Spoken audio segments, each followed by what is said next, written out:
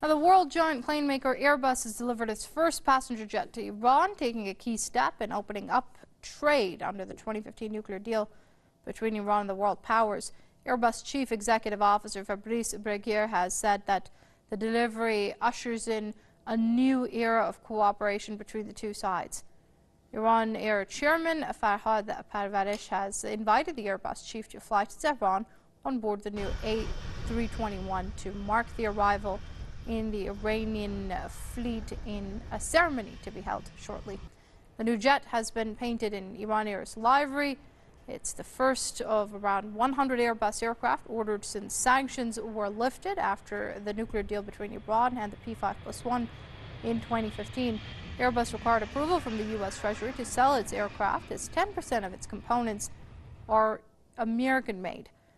Tehran has also ordered 80 passenger jets from Airbus' U.S. rival Boeing.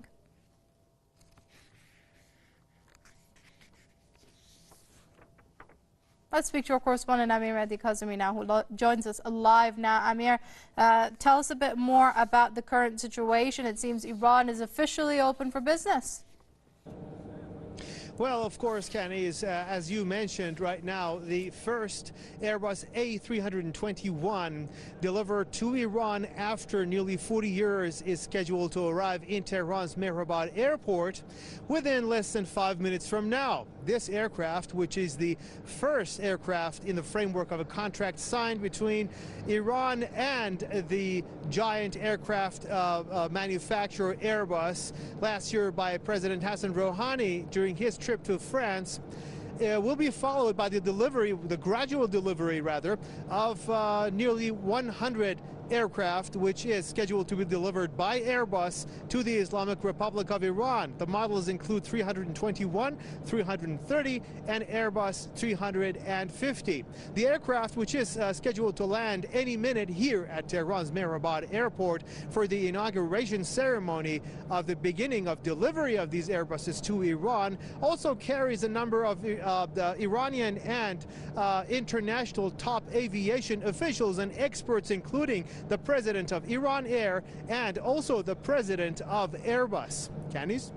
Right now, Amir, tell us a bit more about what the Iranian officials are saying about this marking that point where it's not just about the planes, it's about what it signifies, the JCPOA, its implementation, Iran abiding by its commitments, and of course, Iran's nuclear program.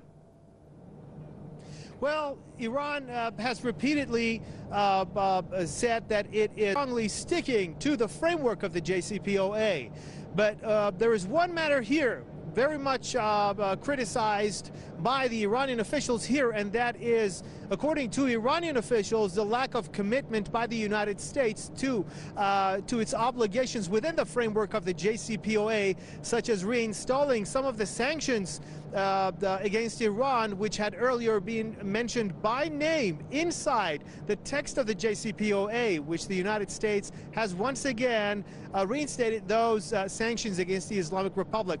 What Iran says that it is abiding fully by the agreements mentioned inside the framework of the JCPOA, and that is why it is successfully pushing forward its agenda. At the same time, it's maintaining its nuclear program for peaceful purposes, directly, just like before, in the frame of the medicine, producing energy, and nuclear research. And at the same time, it has been able to restart its different types of contracts with international companies and manufacturers. In this case, which is one of the most important cases here, Iran has bigger plans to purchase some 200 aircraft within the upcoming years. And according to many officials, this will help create nearly 20,000 jobs and increase the number of aviation seats inside Iran by 50,000. So this is a remarkable opportunity for Iran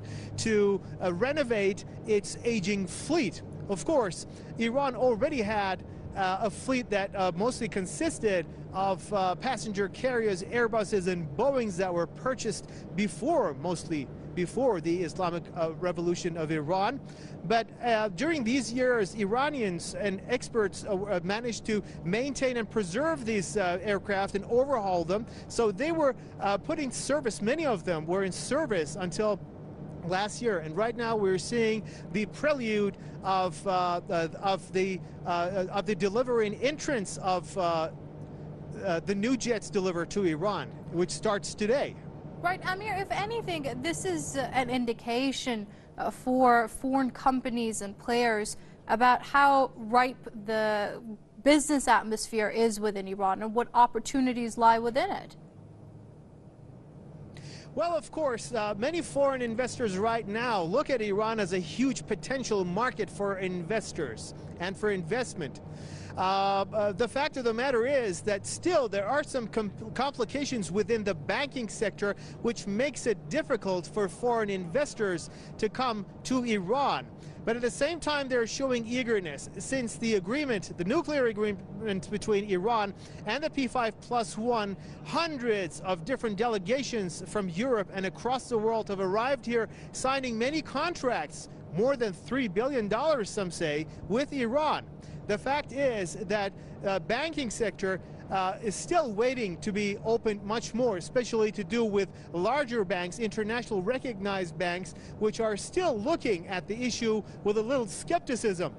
But the future is bright. According to many economists, both inside and outside Iran, they say that now Iran does not see any limits to boost and expand its economy because it does no longer see any sanctions in front of itself, at least within the framework of European markets and Asian markets. So this could be an indication that Iran's economy is starting to gradually once again open to international markets, and the arrival of this small jet could be considered as a significant sign that Iran is gradually opening to other technologies as well, which many are expecting to see coming to Iran.